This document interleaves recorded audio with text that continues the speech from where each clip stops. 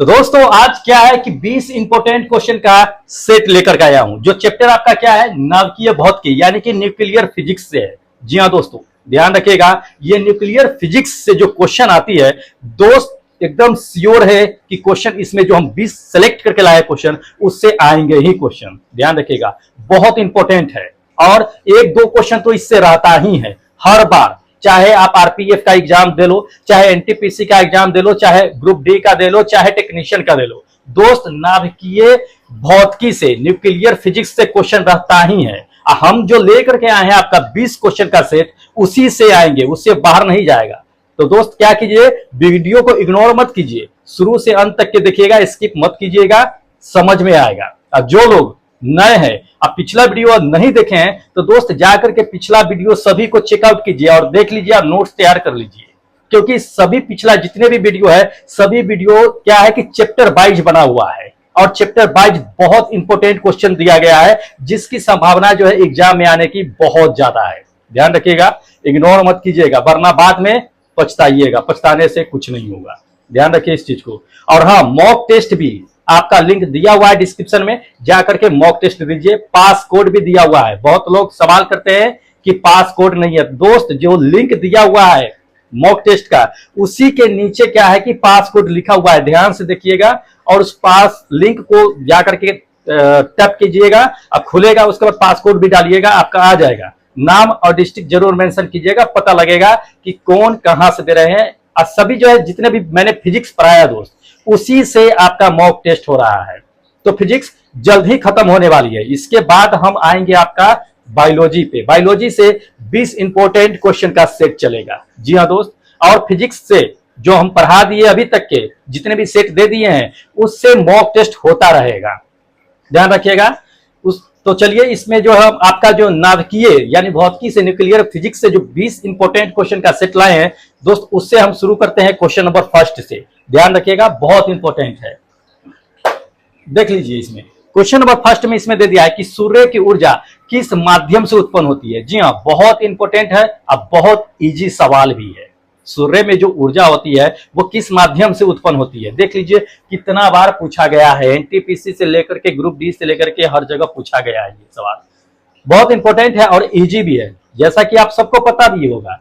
Option देख लीजिए, option number first में आपका क्या दे दिया है कि नाभिकीय संलयन, दूसरा सौर ऊर्जा दे दिया है, तीसरा आपका दे दिया है उष्मा ऊर्जा और चौथा दे दिया है गुरुत्वाकर्षण ऊर्जा। तो सूर्य में जो ऊर्जा होती है तो सब जानते हैं कि नाभिकीय संलयन से होती है, ठीक है। तो ये नाभिकीय संलयन क्या होगा कि मेरा करेक्ट आंसर होगा। तो अब समझ लीजिए कि नाभिकीय संलयन क्या होता है, विखंडन भी क्या होता है, कि क्योंकि कभी कभी विखंडन भी पूछता है, विखंडन के तौर पे क्या बनता है ये तो आपको अच्छी से पता है, क्वेश्चन आएगा उसमें भी हम आपको बता देंगे। तो नाभिकीय संलयन क्या होता है देख लीजिए। नाभिकीय संलयन है, सूर्य है, ये सूर्य में क्या होता है कि जो भी ऊर्जा प्राप्त होती है दोस्त, वो नाभिकीय संलयन से होती है, ठीक है। नाभिकीय संलयन में क्या होता है कि दो छोटे हल्के तत्व मिलकर के एक भारी तत्व, नाभिक वाले तत्व का निर्माण करता है, उसी को क्या कहा जाता है, नाभिकीय संलयन। संलयन मतलब क्या, जुड़ना। तो दो छोटे छोटे तत्व जो होते हैं जुड़ करके एक बड़े तत्व का जो है क्या करते हैं, भारी नाभिक वाले तत्व का निर्माण करता है, वही नाभिकीय संलयन कहलाता है।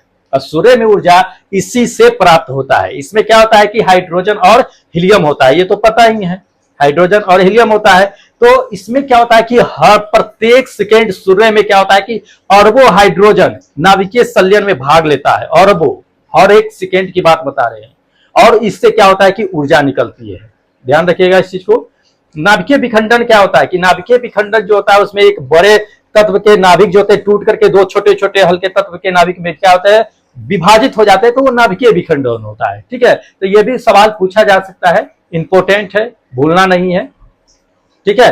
तो चलिए आपको अगले क्वेश्चन पे लेकर के चलते हैं दोस्त। अगला इसमें क्वेश्चन आपको दे दिया है कि परमाणु विखंडन डैश की प्रक्रिया है। तो नाभिकीय विखंडन, जैसा कि आपको बता भी दिया कि नाभिकीय विखंडन क्या है, बस उसी पे ये दे दिया है, पूछा गया है ये सवाल, देख लीजिए।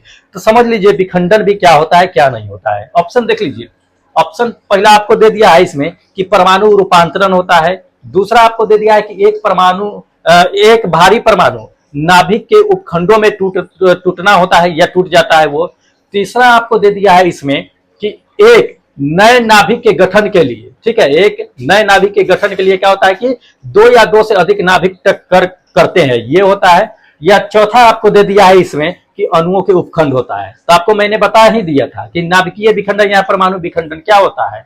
तो नाभिकीय विखंडन क्या कहने का मतलब क्या होता है, मैंने आपको बताया कि एक बड़े नाभिक वाले तत्व जो होता है वो टूट करके जब छोटे छोटे नाभिक या परमाणु में क्या होता है बढ़ जाते हैं, तो उसको क्या कहते हैं, विखंडन कहते हैं। तो ये क्या होगा, सेकेंड नंबर मेरा ऑप्शन करेक्ट होगा कि एक भारी परमाणु के नाभिक नाभिक क्या होता है कि टूट जाते हैं, उपखंड हो जाते हैं, उपखंडों में टूट जाते हैं। तो ये मेरा करेक्ट होगा सेकेंड नंबर ऑप्शन, ध्यान रखिएगा, इंपॉर्टेंट क्वेश्चन है। अब इसका यूज जो होता है नाभिकीय विखंडन का यूज जो है उसी के आधार पर क्या होता है कि परमाणु रिएक्टर जो होता है उसमें भी किया जाता है, या परमाणु भट्ठी जो होती है उसमें इसका यूज किया जाता है परमाणु विखंडन का। तो ध्यान रखिएगा, बहुत इंपॉर्टेंट क्वेश्चन है, पूछा भी जा सकता है, संलयन भी पूछता है, विखंडन भी पूछता है। चलिए अगला क्वेश्चन है दोस्त, इसमें अगला क्वेश्चन आपको दे दिया है कि सितारों में प्लाज्मा बनने का कारण क्या होता है। जी हाँ, सितारों मतलब कि स्टार्स, तारा जो होता है, तारा में क्या होता है कि प्लाज्मा बनता है, उस प्लाज्मा के बनने का कारण क्या होता है ये हमें बता देना है। ठीक है, एएलपी और टेक्नीशियन के एग्जाम में पूछा गया है ये क्वेश्चन, देख लीजिए। तो चलिए ऑप्शन लेकर चलते हैं, फिर आपको हम समझा देते हैं। ऑप्शन नंबर फर्स्ट में इसमें दे दिया है कि उच्च तापमान, दूसरा दे दिया है कि उच्च दाब, तीसरा आपको दे दिया है कि कम दाब, चौथा दे दिया है कि कम तापमान। तो ध्यान रखिएगा, प्लाज्मा जो बनता है दोस्त वो बनता है उच्च तापमान के कारण, हाई टेम्परेचर के कारण। ये फर्स्ट नंबर मेरा ऑप्शन क्या होगा कि सही होगा। देख लीजिए ये स्टार्स है, ठीक है, ये स्टार है, इसमें क्या होता है कि प्लाज्मा बनता है। प्लाज्मा बनने का कारण क्या होता है कि हाई टेम्परेचर है, काफी अधिक टेम्परेचर के कारण क्या होता है कि उसके अंदर प्लाज्मा बन जाता है। ध्यान रखिएगा, सूर्य भी क्या है कि एक तारा ही है। क्या है सूर्य, सूर्य भी एक तारा है, उसमें भी क्या होता है कि नाभिकीय संलयन की अभिक्रिया होती है ना, जिसमें हाइड्रोजन और हीलियम, क्या हाइड्रोजन क्या होता है कि हीलियम में परिवर्तित हो जाते हैं संलयन करके। तो ये चीजें उसमें भी क्या होता है कि अत्यधिक मात्रा में क्या होता है कि ऊर्जा निकलता है ना। तो सूर्य के केंद्र का टेम्परेचर अगर देखिएगा तो सूर्य का केंद्र का टेम्परेचर कितना होता है, 15 मिलियन डिग्री सेल्सियस के बराबर होता है। ध्यान रखिएगा, 15 मिलियन डिग्री सेल्सियस के बराबर होता है। और ठीक है, इसके केंद्र में तो ये क्या होता है कि उसके अंदर क्या होता है कि ज्यादा अधिक टेम्परेचर होने की वजह से क्या होता है कि प्लाज्मा का निर्माण होता है, प्लाज्मा बनता है। ठीक है, हाई टेम्परेचर की वजह से। या कभी कभी क्वेश्चन आपको दे भी सकता है कि प्लाज्मा बनने का कारण क्या होता है किसी स्टार्स में, तो हाई टेम्परेचर ही होता है। ध्यान रखिएगा। चलिए अगला क्वेश्चन दिखाते हैं। अगला क्वेश्चन दे दिया कि एक परमाणु रिएक्टर में, ठीक है, एक परमाणु रिएक्टर में नियंत्रण रॉड यानी कंट्रोल रॉड जो होता है, सो कैडमियम की जो रॉड होती है वो क्या काम करती है। ठीक है, तो ये क्या काम करता है, रॉड जो होता है वो ये बताना है परमाणु रिएक्टर में। तो देख लीजिए, पूछा गया है क्वेश्चन, इंपॉर्टेंट है, आ भी सकता है। ध्यान रखिएगा, इग्नोर मत कीजिएगा, वीडियो शुरू से अंत तक के देखिएगा, जो बता रहे हैं उसको लिखते चलिएगा। ठीक है, चलिए देखिए आपको बता देते हैं। ऑप्शन नंबर फर्स्ट में इसमें दे दिया है, हाँ थोड़ा दिखाई नहीं दे रहा होगा, चलिए इसमें देख लीजिए। ऑप्शन नंबर फर्स्ट में दे दिया है इसमें, हाँ, कि विखंडन प्रक्रिया के दौरान क्या होता है कि उत्पन्न अत्यधिक उष्मा को क्या करता है कि अवशोषित करता है, और इस प्रकार क्या होता है कि तापमान में अधिक वृद्धि हो जाता है। ठीक है, दे दिया है, देख लीजिए। सेकेंड नंबर में आप देख लीजिए, दे दिया है कि चैन रिएक्शन, ठीक है, चैन रिएक्शन को नियंत्रित करने के लिए, है ना, अतिरिक्त न्यूट्रॉन की क्या होती है कि अवशोषित करता है, ये हो सकता है। या थर्ड नंबर दे दिया है कि न्यूट्रॉन, ठीक है, न्यूट्रॉन की ऊर्जा क्या होती है कि कम करती है, न्यूट्रॉन की ऊर्जा कम करती है ताकि उन्हें क्या हो सके कि आगे विखंडन प्रक्रिया के लिए उपयोग किया जा सके, ये दे दिया है। या चौथा इसमें दे दिया है कि चैन विखंडन, ठीक है, चैन विखंडन की प्रक्रिया की आवश्यकता के लिए क्या होता है इसमें कि न्यूट्रॉन उत्पत्ति करती है। तो क्या होगा दोस्त, तो ध्यान रखिएगा, परमाणु रिएक्टर में जो होता है नियंत्रक रॉड जो होता है, कैडमियम की रॉड होता है, वो काम करता है चैन रिएक्शन जो होता है उसको कंट्रोल करने का काम करता है, ताकि क्या हो कि अतिरिक्त जो है न्यूट्रॉन जो है अवशोषित कर सके और उसकी अभिक्रिया जो होती है, रिएक्शन जो होती है उसको कम कर सके, कंट्रोल कर सके। तो ये क्या है कि बी नंबर मेरा क्या होगा कि करेक्ट होगा। ठीक है, बी नंबर मेरा ऑप्शन करेक्ट होगा। तो ध्यान रखिएगा, इंपॉर्टेंट है, पूछा भी जा सकता है। चलिए अगले क्वेश्चन पे आपको लेके चलते हैं। अगला क्वेश्चन दे दिया है कि डैश ने एटम बम का आविष्कार किया था। जी हाँ दोस्त, एटम बम का आविष्कार किसने किया था, परमाणु बम का निर्माण किसने किया था, जिसपे सारी दुनिया आज एक दूसरे को धमकी देते रहते हैं कि परमाणु बम छोड़ देंगे। ठीक है, तो ध्यान रखिए इस चीज को कि एटम बम का आविष्कार किसने किया था। पहला नंबर ऑप्शन आपको दे दिया है कि जे रॉबर्ट ओपेनहाइमर दे दिया है, ठीक है, इन्होंने किया था। या जॉन जॉन बाउनिंग दे दिया इसमें, ये किए थे, या सैम्यूल जो है कोहन दे दिए हैं, या सैम्यूल जो है दे दिया है कोल्ट। ये किसने किया था? एटम बम का आविष्कार। तो ध्यान रखिएगा, एटम बम का जो आविष्कार किया था दोस्त, ये जे रॉबर्ट जो है ना, ओपेनहाइमर, इन्होंने ही किया था एटम बम का आविष्कार। ध्यान रखिएगा, तो इसको हमेशा ध्यान रखिएगा, इन्होंने ही क्या किया था कि एटम बम का आविष्कार किया था। जबकि आपको बता देते हैं नीचे जो दिया गया है सैम्यूल जो है कोहन, इन्होंने क्या किया था कि न्यूट्रॉन बम का खोज किया था। उसके बाद जो है सैम्यूल जो है कोल्ट दे दिया है, तो सैम्यूल कोल्ट जो है रिवॉल्वर देखते हैं ना, उसका आविष्कार किया था। तो ये चीजें है, इसको माइंड में रखिएगा, इंपॉर्टेंट चीज है, क्वेश्चन है, आ भी सकता है। अगला क्वेश्चन दोस्त इसमें दे दिया है कि निम्नलिखित में से कौन नाभिकीय विखंडन में क्या होता है कि मंदक का काम करता है? जी हाँ, मंदक का काम कौन करता है नाभिकीय विखंडन में, ये बताना है। ऑप्शन मतलब देख लीजिए कितना बार पूछा गया है, हो सकता है कि आप लोगों को भी पूछा जा सके, इसलिए इग्नोर नहीं करना है, समझिए इसको कि मंदक का काम कौन करता है। पहला ऑप्शन देख लीजिए, पहला ऑप्शन आपको दे दिया है कि कठोर जल, दूसरा दे दिया है कि शुद्ध जल, तीसरा दे दिया है इसमें कि डियोनाइज्ड जल, चौथा दे दिया है कि भारी जल। तो ध्यान रखिएगा, इसमें नाभिकीय विखंडन में जो यूज किया जाता है दोस्तों, वो किया जाता है भारी जल। यानी कि ये फोर्थ नंबर मेरा ऑप्शन क्या होगा कि सही होगा कि भारी जल जो होता है वो नाभिकीय रिएक्टर में क्या होता है कि मंदक का काम करता है। ठीक है, भारी जल का सूत्र क्या होता है? भारी जल का सूत्र होता है D2O। ठीक है, D2 वो होता है भारी जल का सूत्र। तो यही क्या करता है कि नाभिकीय रिएक्टर में, है ना, मंदक का कार्य करता है। जबकि आपको नाभिकीय रिएक्टर में बता देते हैं, ये नाभिकीय रिएक्टर है, इसी में D2O रहता है। ठीक है, ये क्या करता है, पानी में, पानी जो रहती है D2O मतलब भारी जल, यही मंदक के रूप में काम करती है। और दूसरी बात आपको बता देती है, जबकि इसमें क्या होता है, कैडमियम और ब्रोन जो होता है क्षर, वो क्षर भी इसमें क्या होता है कि नाभिकीय अभिक्रिया में यूज किया जाता है। ये अभी पूछा भी जा सकता है कि नाभिकीय अभिक्रिया में किसका उपयोग किया जाता है, तो ऑप्शन दे देगा कैडमियम, बोरॉन, ये सब तो आप मार दीजिएगा इसमें। ठीक है, चलिए अगला क्वेश्चन देख लीजिए। अगला क्वेश्चन दे दिया कि भारत में, ये दे दिया है कि भारत में जो है पहले सफल परमाणु परीक्षण यानी कि न्यूक्लियर टेस्ट कोड का नाम क्या था? जब पहला भारत में क्या किया गया था कि परमाणु परीक्षण किया गया था, उसका नाम क्या था, ये बताना है। देख लीजिए कितना बार पूछा गया है ये क्वेश्चन, तो इंपॉर्टेंट है, आपको इस पे बताना है कि पहला परमाणु परीक्षण जो किया गया था उसका कोड नेम क्या था। ऑप्शन दे देते हैं। ऑप्शन नंबर फर्स्ट में दे दिया कि ऑपरेशन शक्ति, दूसरा है स्माइलिंग बुद्धा, तीसरा दे दिया है आपको लाफिंग बुद्धा, चौथा दे दिया है ऑपरेशन, है ना, विजय क्या है। तो ध्यान रखिएगा, जब आपका भारत में पहला जो है न्यूक्लियर टेस्ट किया गया था, उसका जो नेम, कोड नेम दिया गया था, वो दिया गया था स्माइलिंग बुद्धा। ये फर्स्ट नंबर ऑप्शन मेरा क्या है कि करेक्ट है। ठीक है, स्माइलिंग बुद्धा नाम दिया गया था। इसमें क्या हुआ था कि इसमें स्माइलिंग बुद्धा या बुद्ध जो है मुस्कुरा रहे हैं, ये नाम दिया गया था। ऐसा इसलिए नाम दिया गया था उस समय, ये एक क्या था कि कोड नेम था। पहला क्या था कि परमाणु परीक्षण था। ठीक है, कहां पे किया गया था ये परीक्षण? तो राजस्थान में किया गया था। पूछता है ये कभी कभी, राजस्थान में कहां पे? तो पोखरण में किया गया था। कब किया गया था? तो 18 मई 1974 को ये जो है परीक्षण किया गया था राजस्थान में। ध्यान रखिएगा, पोखरण परीक्षण हुआ था।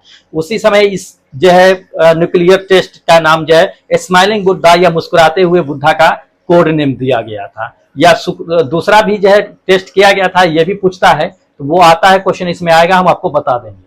लेकिन ये पूछता है स्माइलिंग बुद्धा के बारे में। ठीक है, तो लाफिंग बुद्धा मत मार दीजिए जाकर के, स्माइलिंग बुद्धा है। ठीक है, अब ध्यान दीजिए अगले क्वेश्चन पे। अगला क्वेश्चन इसमें दे दिया है आपको कि निम्नलिखित में से कौन थर्मोन्यूक्लियर का जो है फ्यूजन प्रक्रिया का एक उदाहरण है, ये बताना है। थर्मोन्यूक्लियर फ्यूजन का उदाहरण बताना है। देख लीजिए, पूछा गया है क्वेश्चन कई बार। ऑप्शन दिखाते हैं। ऑप्शन नंबर फर्स्ट में देख लीजिए, इसमें दे दिया है कि परमाणु ऊर्जा का उत्पादन, दूसरा दे दिया है हाइड्रोजन बम, तीसरा आपको दे दिया है कि परमाणु और हाइड्रोजन बम, चौथा दे दिया है कि नाभिकीय बल, दो बम। तो दोस्त क्या है इसमें जो होता है, बता देते हैं। न्यूक्लियर फ्यूजन जो होता है, वो जो होता है किसमें होता है? न्यूक्लियर फ्यूजन, नाभिकीय विखंडन किसके आधार पर किया जाता है, ये समझ लीजिए। ये जो है हाइड्रोजन बम। ठीक है, ये सेकेंड नंबर मेरा ऑप्शन क्या है कि सही है। ठीक है, ध्यान रखिएगा इस चीज को, बहुत इंपॉर्टेंट है, पूछा जाता है, कई बार ये पूछा जाता है। जब इसमें क्या होता है कि ये न्यूक्लियर फ्यूजन के सिद्धांत पे क्या होता है, हाइड्रोजन बम बनाया जाता है।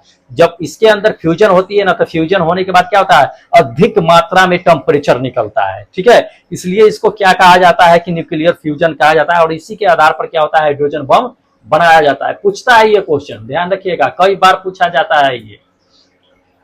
चलिए अगला क्वेश्चन बताते हैं। इसमें अगला क्वेश्चन इसमें दे दिया है कि इसमें दे दिया IAEA का जो है मुख्य काम क्या है।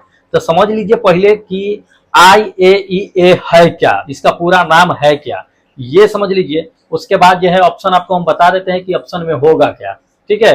तो IAEA का मतलब क्या होता है कि इंटरनेशनल, आई से मतलब क्या, इंटरनेशनल एटॉमिक एनर्जी जो है एजेंसी, ये होता है इसका पूरा नाम, मतलब कि अंतरराष्ट्रीय परमाणु ऊर्जा अभिकरण, ये इसका पूरा नाम है, ठीक है। तो इसका कहता है इसमें जो है आपका कि मुख्य काम क्या है। तो ऑप्शन देख लीजिए, ऑप्शन नंबर फर्स्ट में इसमें दे दिया है कि यह जो है विश्व भर में क्या करता है कि पेट्रोलियम ऊर्जा के क्या होता है कि अधिकारों को बढ़ावा देता है और निगरानी रखता है, ये काम करता है। या दूसरा दे दिया है इसमें कि यह विश्व भर में क्या करता है कि नाभिकीय ऊर्जा के शांतिपूर्ण उपयोग करने को बढ़ावा देता है। या तीसरा इसमें दे दिया है कि यह विश्व भर में क्या है कि कोयला ऊर्जा से अधिक जो है क्या करता है, बढ़ावा देता है और निगरानी रखता है, ये करता है। या चौथा, यह विश्व भर में क्या है कि नाभिकीय ऊर्जा के मनमाने उपयोग को बढ़ावा देता है। तो क्या करता है ये IAEA जो है संस्था।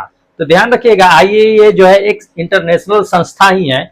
वो क्या करती है कि यह विश्व भर में जितने भी क्या होते हैं कि न्यूक्लियर फ्यूजन होते हैं, नाभिकीय ऊर्जा जो होती है, उसको क्या कहा जाता है कि शांतिपूर्ण रूप से उपयोग करने के लिए ये बढ़ावा देता है कि ठीक है आप उपयोग कीजिए, लेकिन क्या कीजिए कि एक लिमिट में कीजिए, शांति बना करके रखिए, शांतिपूर्ण कीजिए, है ना। ऐसा ना हो कि एक देश दूसरे देश से क्या करे कि युद्ध हो जाए, ऐसा नहीं करना है, शांति ढंग से करना है ना, जो भी करना है उपयोग करना है। तो ये इसका एक बढ़ावा देता है ये चीजें।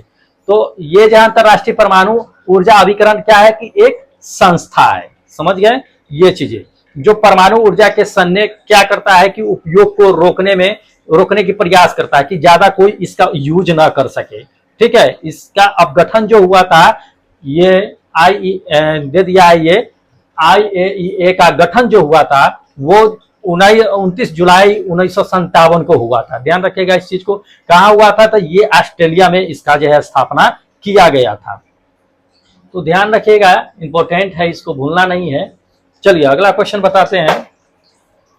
अगला क्वेश्चन दे दिया है कि 1988 में पोखरण में क्या हुआ था कि भारत के द्वारा जो है किए गए परमाणु जो है परीक्षण का कोड क्या था, ठीक है। पहला परीक्षण तो जान गए कि क्या था, पहला परीक्षण 1974 में किया गया था, जिसका कोड क्या था कि स्माइलिंग बुद्धा था। लेकिन उसी के बाद जो है दूसरा ये परीक्षण किया गया था 1998 में, ठीक है, पोखरण में ही किया गया था सेकेंड परीक्षण।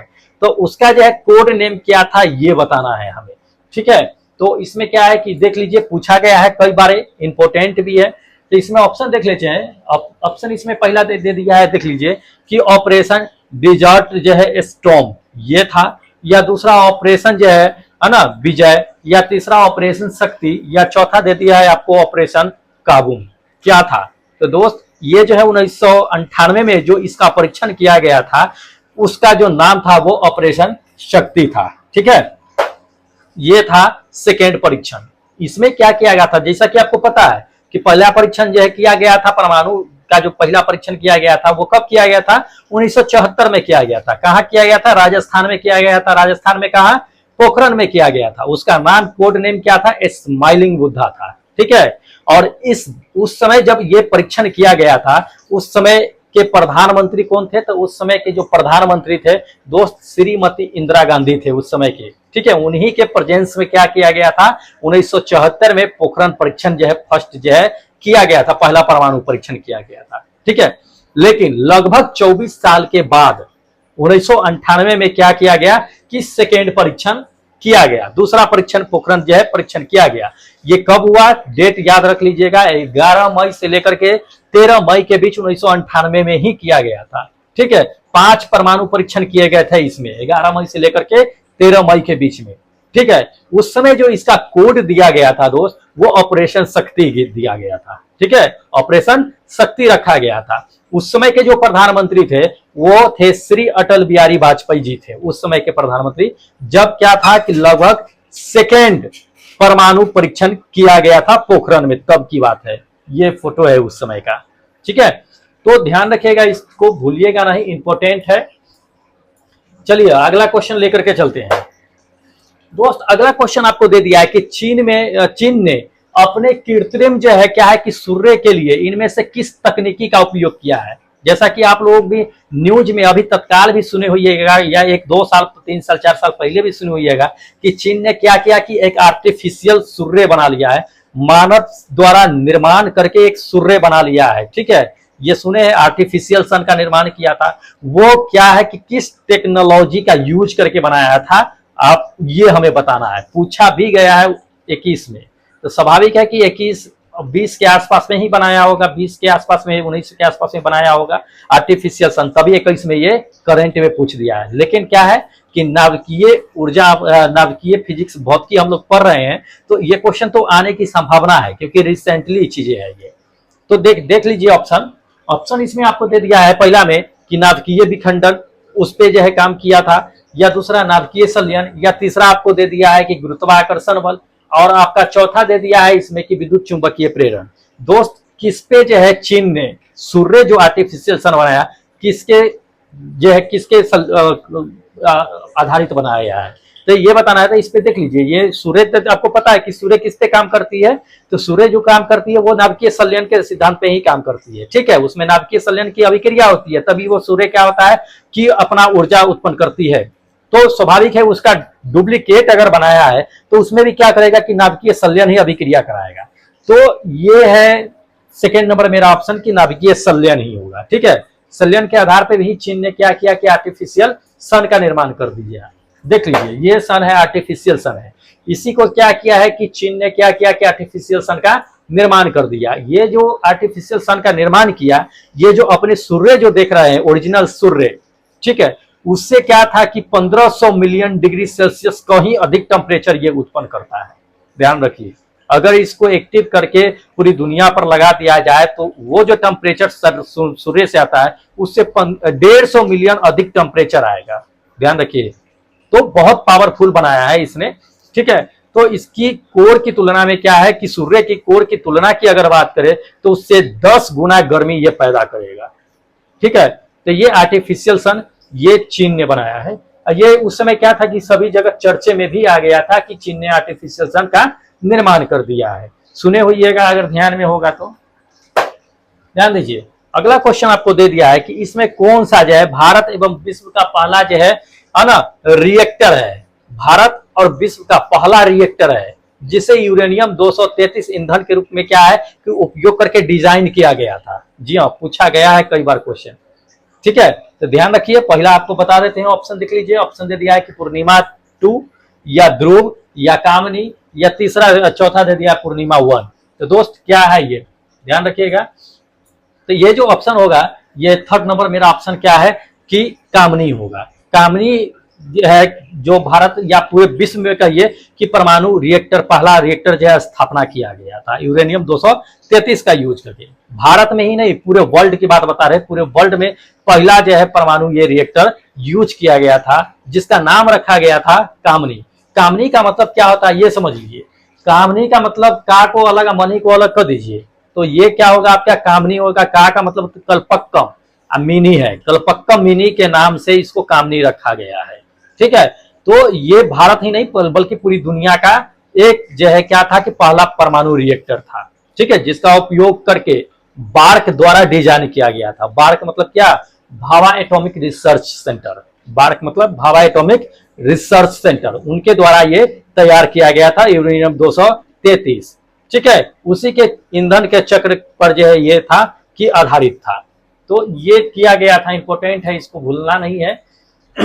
चलिए अगला क्वेश्चन देख लीजिए। अगला क्वेश्चन इसमें दे दिया कि सिलिका जेल में रखा जाता है, क्या रखा जाता है, सिलिका जेल में क्या रखा जाता है ये बताना है। तो सिलिका जेल में क्या रखा जाता है, देख लीजिए। ऑप्शन पहला दे दिया है इसमें कि कंजर्वेटर में रखा जाता है, या ब्रीदर में रखा जाता है, या वल्कोज रिले में रखा जाता है या टैंक में रखा जाता है, किस में रखा जाता है दोस्त? सिलिका जेल जो होता है वो ब्रीदर में रखा जाता है। ये जो है आपका क्या है, सेकेंड नंबर ऑप्शन जो है सही होगा, ब्रीदर में रखा जाता है। तो ध्यान रखिए, स्क्रीनशॉट ले लीजिएगा, इंपॉर्टेंट है, छोड़िएगा नहीं। अगला क्वेश्चन देख लीजिए। अगला क्वेश्चन आपको दे दिया है कि स्प्लाइजर, अपना जो स्प्लाइजर होता है उसमें कौन सा ट्रांसफार्मर लगा होता है ये बताना है, स्टेबलाइजर जो होता है सो। तो ऑप्शन ये जो है ऑप्शन दे दिया है आपको, देख लीजिए। इसमें ऑप्शन पहला दे दिया है कि करंट ट्रांसफार्मर, दूसरा आपको दे दिया है कि पावर ट्रांसफार्मर, तीसरा दे दिया है डिस्ट्रीब्यूटर जो है ट्रांसफार्मर, और चौथा दे दिया है कि ऑटो ट्रांसफार्मर। तो ध्यान रखिएगा, अभी जो लेटेस्ट ट्रांसफार्मर हम लोग जो घर में यूज करते हैं वो करते हैं क्या, ऑटो ट्रांसफार्मर। ऑटो ट्रांसफार्मर इसलिए यूज करते हैं क्योंकि ज्यादा अगर वोल्टेज आ जाए तो घर में जितना रिक्वायर्ड हम उसमें सेट कर रखे होते हैं 250 200 उतना पावर बना करके वो आगे सप्लाई करता है, या 200 से भी कम अगर वोल्टेज आ रही है तो भी क्या करेगा कि वह 200 आउटपुट बना करके ही देगा। तो ये क्या है कि ऑटो ट्रांसफार्मर है, ये घर में यूज करते हैं, ठीक है। स्टेबलाइजर जो ऑटो ट्रांसफार्मर होता है, कम आए तो भी उतना बना करके देगा, ज्यादा आए तो भी उतना ही बना करके देगा आउटपुट में। तो ये ऑटो ट्रांसफार्मर होता है। ऑटो ट्रांसफार्मर का यूज जो है बेस्ट माना जाता है घर में, ठीक है। तो ये चीजें हैं। अगला क्वेश्चन दे दिया है आपको कि समस्थानिक परमाणु में होता है, क्या होता है समस्थानिक परमाणु में? अगर समस्थानिक असंभारिक अगर पढ़े होइएगा तो आपको पता होगा कि समस्थानिक होता क्या है। ऑप्शन देख लीजिए। ऑप्शन नंबर फर्स्ट में दे दिया है कि प्रोटॉनों की संख्या उसमें समान होती है, या न्यूट्रॉनों की संख्या उसमें समान होती है, या न्यूक्लियनों की संख्या उसमें समान होती है, या चौथा सभी सत्य है। ये जो बताया गया है सभी सत्य हैं। तो नहीं दोस्त, इसमें क्या है कि समस्थानिक में क्या होता है कि वैसे परमाणु जिनके परमाणु क्रमांक क्या होता है कि समान होता है, लेकिन द्रव्यमान क्या होता है कि भिन्न भिन्न होता है, उसको समस्थानिक कहते हैं, ठीक है। तो परमाणु मतलब प्रोटॉन, परमाणु मतलब प्रोटॉन की संख्या अगर समान है तो वो समस्थानिक होगा। तो ये फर्स्ट नंबर मेरा ऑप्शन क्या होगा कि करेक्ट होगा कि प्रोटॉनों की संख्या उसमें समान होती है, द्रव्यमानों की संख्या क्या होती है कि भिन्न भिन्न होती है, उसी को हम क्या कहते हैं, समस्थानिक कहते हैं। चलिए अगला क्वेश्चन देख लीजिए। अगला क्वेश्चन इसमें दे दिया है कि पृथ्वी की आयु निर्धारण निम्नलिखित में से किस विधि के द्वारा किया जाता है? जी हाँ, अगर पृथ्वी की आयु हमें पता करना है कि कितने वर्षों का है, कितने करोड़ साल का है, तो उसको निर्धारण करने के लिए हम किसका यूज करते हैं? पहला ऑप्शन देख लीजिए। ऑप्शन पहला दे दिया है कि कार्बन डेटिंग की विधि से करते हैं, दूसरा दे दिया है कि जैव तकनीकी की विधि से करते हैं, तीसरा दे दिया है कि जैव भरी विधि से, और चौथा आपका दे दिया है इसमें कि यूरेनियम से। तो ध्यान रखिएगा, पृथ्वी की अगर आयु हमें ज्ञात करनी है या किसी भी प्लानेट की आयु ज्ञात करनी है तो उसे हम करेंगे फोर्थ नंबर यूरेनियम डेटिंग से, यूरेनियम डेटिंग से करते हैं। ध्यान रखिएगा, ये फोर्थ नंबर मेरा ऑप्शन करेक्ट होगा। लेकिन अगर मान लीजिए कि कोई पुराना पदार्थ है, खनिज है, या पुराना कोई शिला है, तो अगर उसका अगर हमें उम्र ज्ञात करना है तब हम उसमें क्या करते हैं, कार्बन डेटिंग का यूज करते हैं, ठीक है। लेकिन अगर प्लैनेट्स है करोड़ों साल पहले का है, उसका यूज करना है तो यूरेनियम डेटिंग का यूज करते हैं। ध्यान रखिएगा, इस चीज को इंपॉर्टेंट है। कार्बन 14 या कार्बन जो है डेटिंग जो है, ये सब पुराने जो है खनिज पदार्थ जो होते हैं उसको उम्र ज्ञात करने के लिए हम लोग कर लेते हैं। चलिए अगला क्वेश्चन दे दिया है इसमें कि परमाणु ऊर्जा संयंत्रों में प्रयुक्त ईंधन कौन सा होता है? तो जैसे कि आपको बता ही दिए हैं कि भाभा एटॉमिक रिसर्च सेंटर जो यूज करते हैं वो कौन सा यूज करते हैं, इसमें से देख लीजिए। ऑप्शन में बता दिए थे ना, तो यूरेनियम 233 का यूज करते हैं। तो परमाणु ऊर्जा संयंत्रों में क्या प्रयुक्त होता है, ये यूरेनियम 233 यूज किया जाता है, ठीक है। ध्यान रखिएगा, इस चीज को बहुत इंपॉर्टेंट है, ध्यान रखिए। अगले क्वेश्चन पे चलते हैं। अगला क्वेश्चन दोस्त इसमें दे दिया है आपको कि एक अल्फा कण के विशिष्ट आवेश और एक प्रोटॉन के विशिष्ट दे दिया आवेश का अनुपात क्या कहलाता है? तो ध्यान रखिएगा, एक अल्फा कण का विशिष्ट आवेश और एक प्रोटॉन का विशिष्ट आवेश का अनुपात कहता है। तो वो जो अनुपात होता है ये होगा फर्स्ट नंबर 1/2, ठीक है। 1:2 होता है, बहुत इंपॉर्टेंट है, पूछा भी जाता है। चलिए अगला क्वेश्चन आपको दिखाते हैं। अगला क्वेश्चन दे दिया है कि वायरलेस रिसीवर सर्किट में उपयोग किए जाने वाले है ना चौक क्या कहलाता है? वायरलेस सर्किट में जो चौक लगता है वो चौक क्या कहलाता है, ये बताना है। तो ऑप्शन देख लीजिए। ऑप्शन नंबर फर्स्ट में दे दिया है कि ऑडियो फ्रीक्वेंसी चौक कहलाता है, या रेडियो फ्रीक्वेंसी चौक कहलाता है, या दे दिया है कि उच्च आवृत्ति जो है आपको चौक कहलाता है, आवृत्ति मतलब फ्रीक्वेंसी चौक कहलाता है, या फोर्थ नंबर में दे दिया है कि बी और सी दोनों कहलाता है। तो ध्यान रखिएगा, ये जो कहलाता है एक जो है आपका जो है सर्किट में जो यूज किया जाता है वायरलेस रिसीवर वाले सर्किट में, वो चौक जो कहलाता है आपका बी और सी जो दे दिया है वो ऑप्शन होगा रेडियो फ्रीक्वेंसी चौक और उच्च आवृत्ति चौक, ये दोनों यूज किया जाता है। तो दोस्त ये रहा 20 इंपॉर्टेंट क्वेश्चन। तो दोस्त क्या है कि अगर आपको नाभिकीय भौतिकी से अगर सवाल आता है तो इससे बाहर नहीं जाएगा। तो ध्यान रखिएगा, इसको क्या कीजिएगा कि नोट्स बना करके पढ़ते रहिएगा। जो लोग नए हैं फटाफट चैनल को सब्सक्राइब कर लीजिए और जुड़ जाइए हमारे साथ, क्योंकि जल्द ही आपके सामने फिर लेकर के आएंगे बहुत इंपॉर्टेंट क्वेश्चन जो आरआरबी टेक्नीशियन के लिए बहुत इंपॉर्टेंट होगा, आने की संभावना बहुत ज्यादा होगा। अब मॉक टेस्ट अगर आप नहीं दिए तो लिंक डिस्क्रिप्शन बॉक्स में डाला हुआ है, जाकर के मॉक टेस्ट दीजिए। बहुत जल्द ही उसका भी क्या होगा कि स्कोर कार्ड आपके सामने ला करके दिखा दिया जाएगा। तो फटाफट चैनल को सब्सक्राइब कीजिए और जाकर के मॉक टेस्ट दीजिए। फिर मिलते हैं एक नए वीडियो के साथ, तब तक जय हिंद दोस्तों।